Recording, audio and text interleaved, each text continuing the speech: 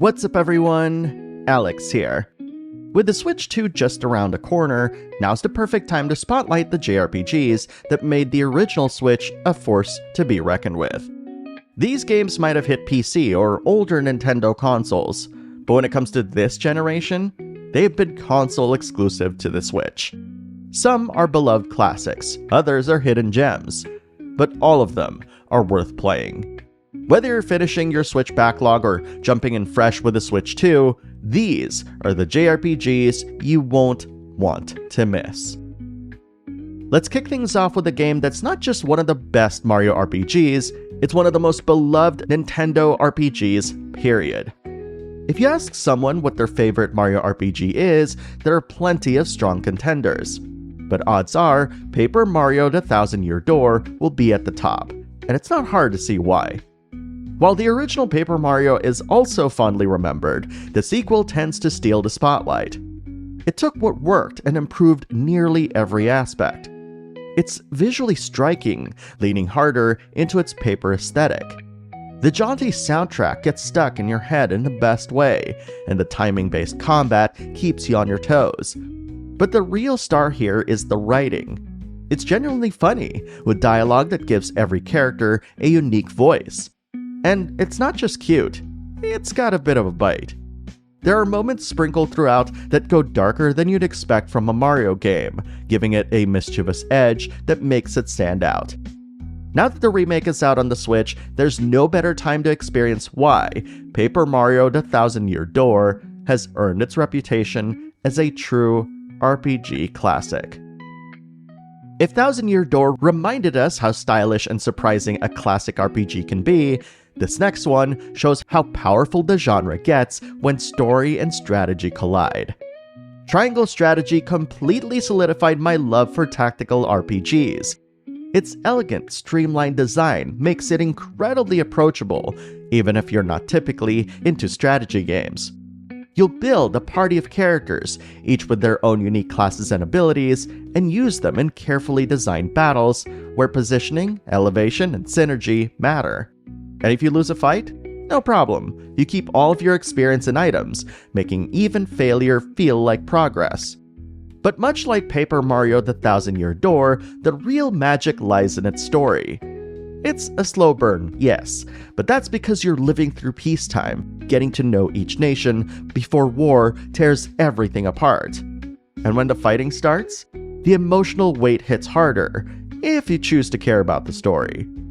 Every big decision is settled by vote, the scales of conviction, and you'll have to persuade your allies to take your side. Their reactions reveal their values, fears, and loyalties, giving the cast real dimension. It's bold, mature, and deeply replayable. Whether you're a tactical vet or brand new to the genre, Triangle Strategy is a masterclass, and one of my favorite RPGs of the decade. Next up is a brand new title that feels like a final stand for its creators, and they went all in. The 100 Line Last Defense Academy is the latest title from 2Q Games, the studio from the folks responsible for Danganronpa and Zero Escape. And it shows. This isn't just any other project. It feels like the culmination of everything they've been building toward. You can tell that they poured everything into this game. The art direction, the characters, the structure, it's ambitious, weird, and unmistakably theirs. You play as Takumi, an ordinary student suddenly drafted into humanity's final stand, alongside other confused teenagers who are told that they must survive 100 days of battle to earn their way home. What begins as a strange mystery quickly unravels into something much bigger, much darker. You're not just fighting enemies. You're trying to make sense of who's pulling the strings and why you were chosen. If you played Danganronpa, the DNA is unmistakable. High-stakes tension, time management during free time, and a looming sense that not everyone will make it. The style, the tone, even the gallows humor, it's all there. But this isn't just more of the same. It plays directly to their strengths, while experimenting in ways only 2Q Games could pull off. The 100 Line Last Defense Academy is raw, risky, and true to its creators. And if you've followed Kodaka and Uchikoshi's work, this might be their most refined game yet. From surviving day-to-day to leading an army through war, this next one puts the weight of an entire school on your shoulders. Fire Emblem Three Houses doesn't just give you one campaign. It gives you 3 distinct storylines, each with their own characters, conflicts, and emotional twists. And yes, there's technically a 4th route too, for those of you already reaching for the comment button. And that's before you even touch the difficulty modes, which completely change how you play. Want to chill with casual mode and skip permadeath? Go for it! Or maybe you want to test your limits with the hardest setting and watch every decision carry real weight. The choice is yours. That flexibility makes Three Houses one of the most replayable RPGs on the Switch. But what makes it irresistible is how good it feels to play. The mix of turn-based strategy, character bonding, and time management pulls you in fast and keeps you there. Before you know it, you'll be saying just one more map as the clock hits 2 a.m. For the sheer amount of quality content packed into one game, Fire Emblem Three Houses is a no-brainer, especially if you're looking to make every gaming dollar count. Let's take a moment to appreciate one of Nintendo's most quietly beloved RPGs, one that fans have been begging to bring back for years. Before Camelot Software Planning became known for Mario Golf and Mario Tennis, they were best known for their work on Shining Force 2, a classic tactical RPG and one of my personal favorites. But when they teamed up with Nintendo, they created a brand new RPG series that stood proudly alongside their earlier work, Golden Sun. Originally released on the GBA, Golden Sun and its sequel The Lost Age are turn-based RPGs with a distinct visual charm and gameplay that still feels unique today. What really sets Golden Sun apart is its puzzle-heavy design. Characters use synergy, basically magic, to interact with the environment, letting you push and pull objects, read minds, turn invisible, and more. It's baked into both the world and dungeon design, which makes exploration super satisfying. Add to that a creative class system based on equipping elemental Jin, each one altering your stats and unlocking new abilities, and you've got a game that rewards experimentation and strategy in equal measure. It's inventive, memorable, and aging like fine wine. And if you've never tried it, now's a great time, especially with Golden Sun and its sequel, finally playable on Switch via Nintendo Switch Online. From a GBA classic to a severely underrated Square Enix modern classic, this next one takes cozy farming vibes and wraps them around a surprisingly weighty RPG story. Harvestella is Square Enix's take on the farming RPG, and while it checks familiar boxes like planting crops, crafting gear, and managing stamina, it's the emotional storytelling and action combat that give it real staying power. Instead of relaxing through another quiet day, you're living through a world threatened by the Quietus, a deadly season that poisons the land and its people.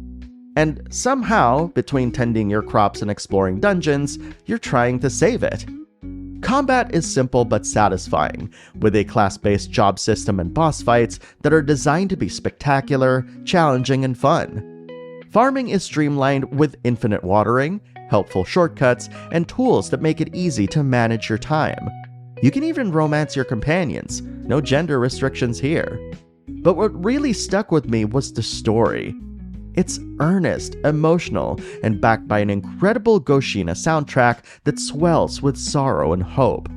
It may not innovate much technically, but Harvestella delivers something rare, a farming RPG that hits like a Square Enix epic.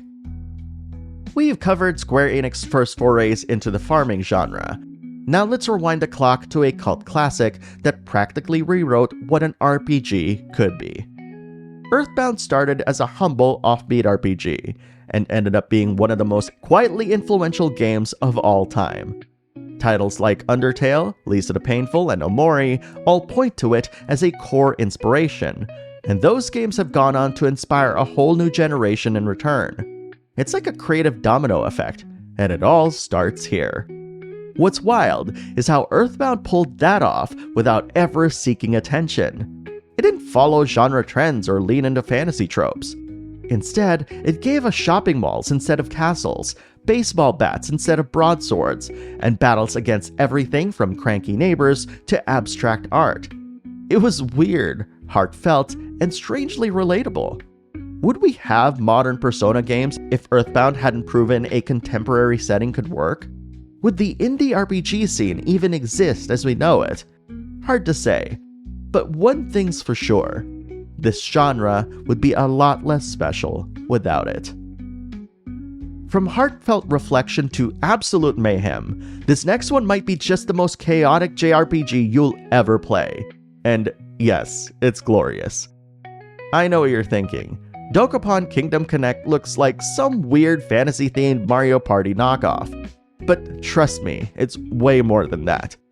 At its core, this is a full-blown JRPG. You'll level up, assign stat points, equip gear, and grind for gold.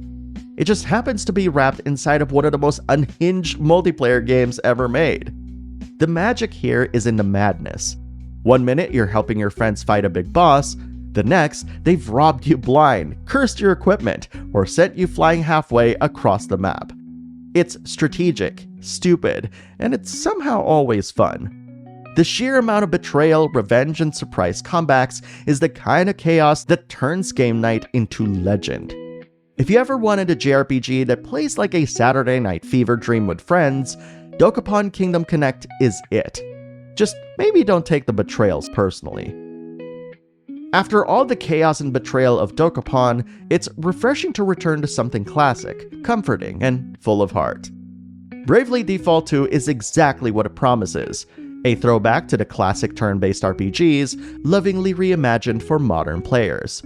It's a spiritual cousin to the early Final Fantasy titles, with one of the most refined and satisfying takes on the job system in years. If you love building party synergies, unlocking new classes, and mastering your turn order, this game is a dream come true. A key point: don't mix it up with Bravely's second end layer. Bravely Default 2 is the modern sequel that makes the series debut on home consoles, allowing its stylized visuals to shine and delivering the portability that lengthy JRPGs need. With gorgeous costume designs, a memorable cast, and moments where you truly feel capable of changing the world, Bravely Default 2 might not be the most talked about JRPG these days. But for me, it's one of the best feel-good experiences in recent memory. And finally, we come to the RPG that hit me the hardest, and might just be the most emotionally powerful game on this list. Xenoblade Chronicles 3 opens with a simple but haunting question. What would you do if you only had 10 years to live? In this world, that's not a metaphor. It's the brutal reality for every soldier caught in a seemingly endless war. But when 6 young warriors from opposing sides are thrown together by fate, they uncover a far deeper mystery, one that reshapes everything they thought they knew about life, death, and freedom. What follows is an epic that's as philosophical as it is emotional. The class system is one of the best implementations I've seen outside of Square Enix titles. You've got a full 7-member party, constantly shifting strategies, and one of the most satisfying combinations of combat and exploration in any RPG, period. And when the story hits, it lingers. You'll feel every twist, every bond, every loss. Whether you're a longtime fan or jumping in for the first time, Xenoblade Chronicles 3 is monumental. This isn't just the best Switch-exclusive JRPG. It's one of the greatest JRPGs in recent memory. There are a lot of great RPGs on the Switch, but I'm curious, which Switch console-exclusive RPG do you think more people should play? Post your thoughts in the comments below and let's talk about it.